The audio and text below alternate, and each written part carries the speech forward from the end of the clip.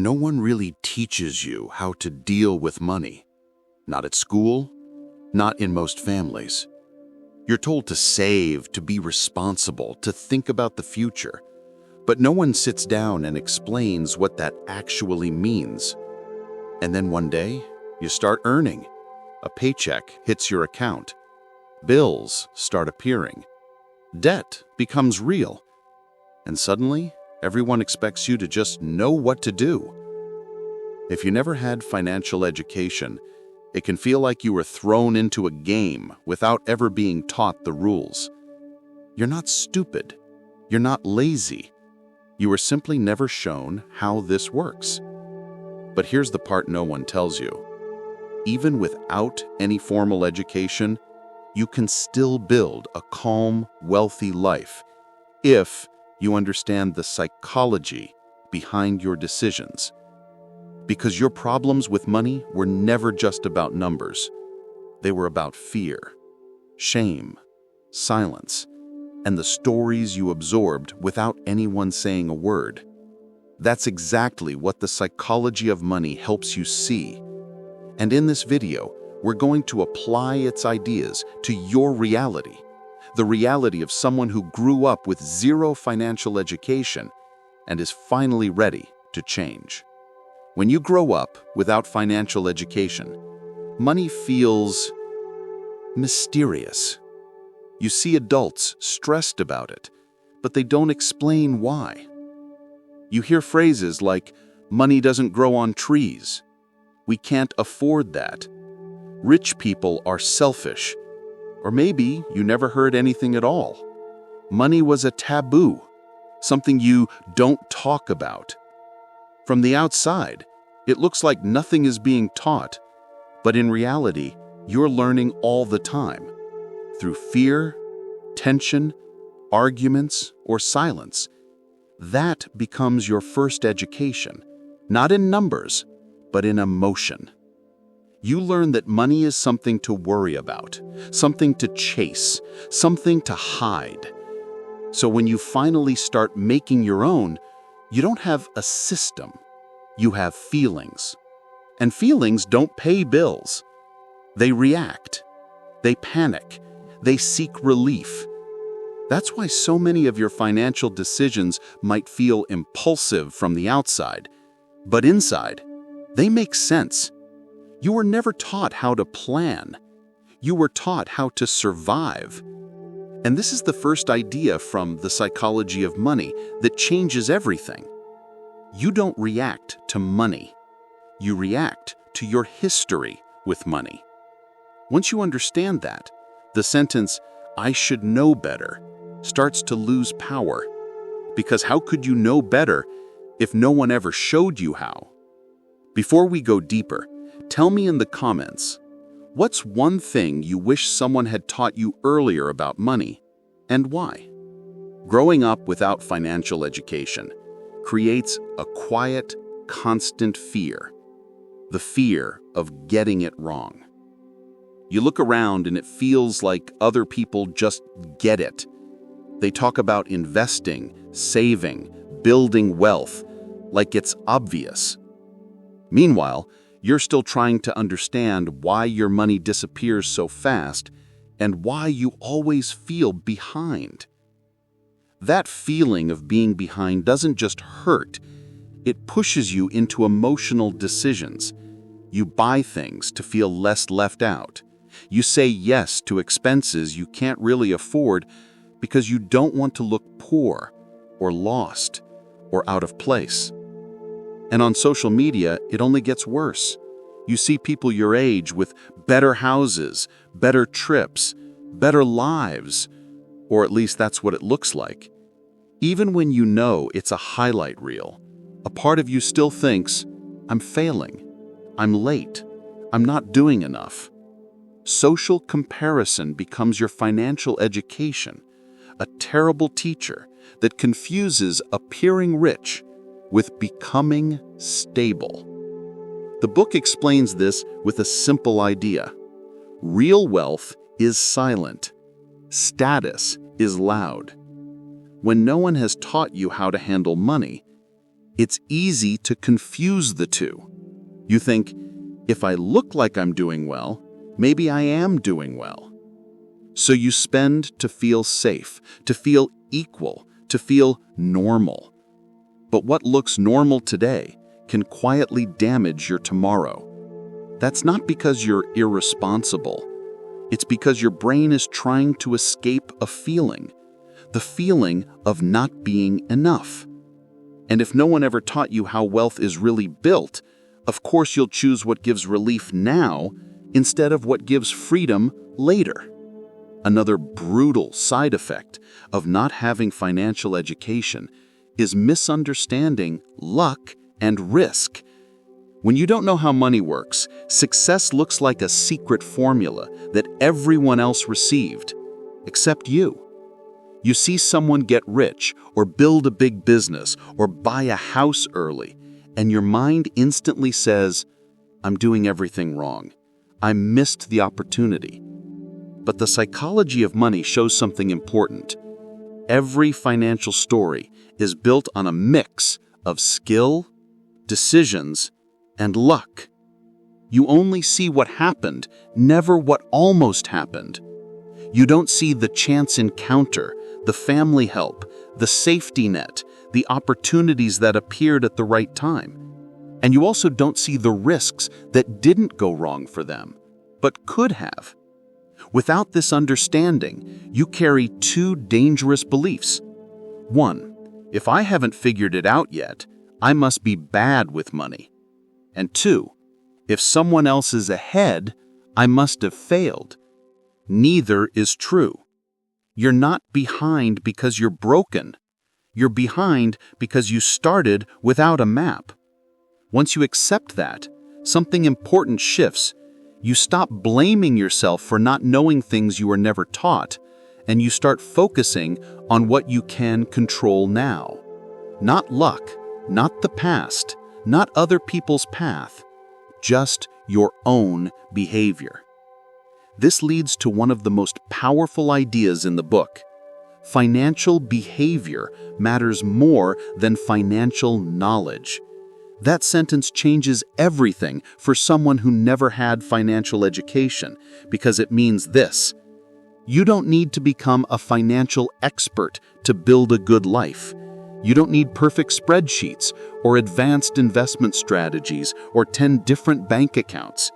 You just need to practice a few behaviors that work in your favor, slowly, consistently, even if your knowledge is still growing.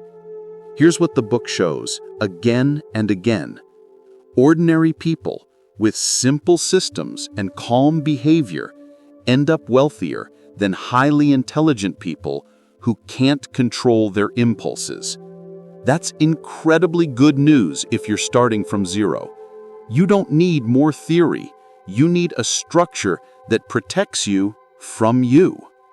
And to help you build that structure, I left a link in the pinned comment to the 30-day Wealth Habits Challenge. It guides you day by day through realistic, simple actions to turn these ideas into daily behavior, even if you've never followed a financial plan before. It's not about perfection. It's about giving your future a chance. If you never had financial education, most of your bad decisions didn't feel bad at the time. They felt normal, common, almost harmless. A small impulse purchase, a just this once dinner, a subscription you forgot about, a credit card payment you didn't fully understand. Each one alone is tiny, but habits are built in the tiny. The book explains it clearly. Big financial problems rarely come from one giant mistake. They come from small, repeated choices that quietly compound over time. And here's the twist no one talks about. Your brain doesn't see these small decisions as financial problems. It sees them as emotional solutions. You're stressed? You buy something. You're exhausted? you order in. You're feeling behind, you upgrade your lifestyle a bit, just to feel okay for a moment. Without education, you don't see the system behind these moves. You just see the relief. But your future self sees the cost. This is why changing your financial life doesn't start with big, dramatic actions. It starts with tiny decisions where you choose respect over relief. Do I buy this to escape a feeling, or because it truly fits my plan? Do I avoid my bank account because I'm scared of what I'll see, or do I open it anyway and face reality? These moments are your real education, one small decision at a time. Another silent trap when you grow up without financial education is confusing consumption with wealth. In many places, you're never taught how investing works, how compounding works, how savings protect your future. But you are taught what success looks like on the outside. Nice clothes, the newest phone, a good car, perfect vacations. Your brain learns, if I can buy these things, I'm doing okay. But like the book says, what you see is not wealth, it's spending. Real wealth is invisible. It's the money you don't show, the calm you feel when an emergency comes and you're prepared. When you never had financial education, this is one of the hardest ideas to accept because it goes against everything you've seen growing up. You might even feel guilty for saving, selfish, or boring, or like you're missing out. But here's the truth. The people you think are winning financially might be one paycheck away from panic. And you, quietly building reserves, are the one actually getting ahead. If no one taught you that before, you're learning it now. The goal is not to look rich.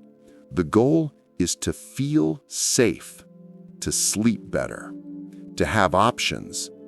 That's what real wealth buys. Freedom from constant fear. Another advantage you have, even without education, is this. You can start today. The book emphasizes the insane power of time.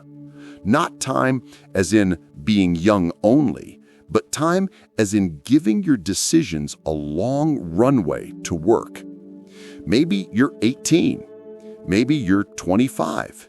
Maybe you're 32 and feel late. It doesn't matter.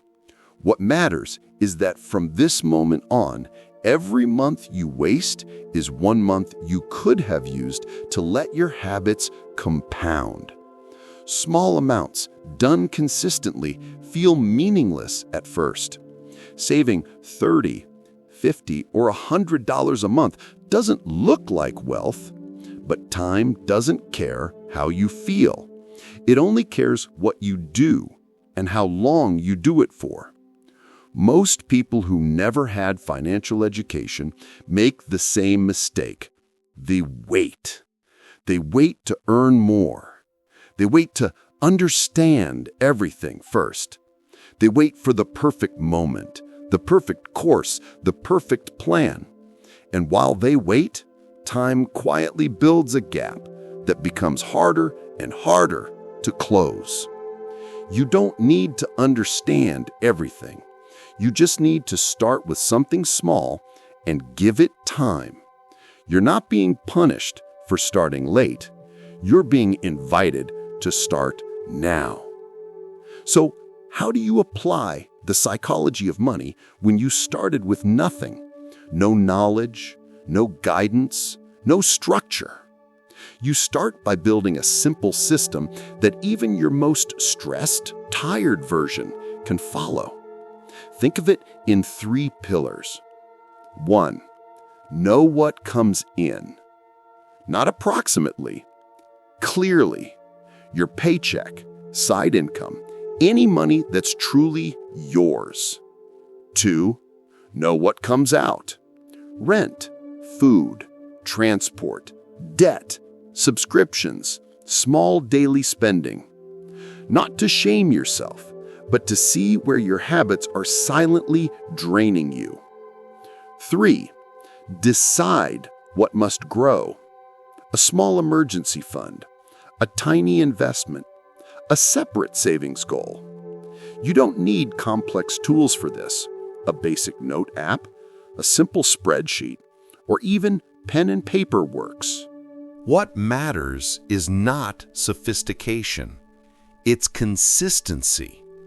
From there, you build small habits. Automate a tiny transfer every month to savings or investments, even if it's so small it feels ridiculous. Put a limit on credit usage so you don't use it as extra income. Create a 24-hour rule for non-essential purchases. If it still feels important tomorrow, then decide. None of this is advanced knowledge. It's behavior. It's you choosing structure instead of autopilot. And the interesting part is, as your behavior becomes more organized, your confidence grows. And when your confidence grows, learning the technical side of money becomes much easier and less scary. Your education starts with action, not the other way around. Changing your relationship with money when you never had financial education is not about becoming perfect. It's about seeing clearly. Why do you feel guilt when you save? Why do you feel pressure to spend in front of certain people? Why do you avoid checking your accounts until it becomes an emergency? The psychology of money shows that your financial life improves the moment you start questioning your automatic reactions. You're not just bad with money. You're carrying stories from your past, patterns from your family, pressure from your environment. When you see those forces clearly, you can finally say, "This feeling is real, but it doesn't have to decide for me." That's where change begins.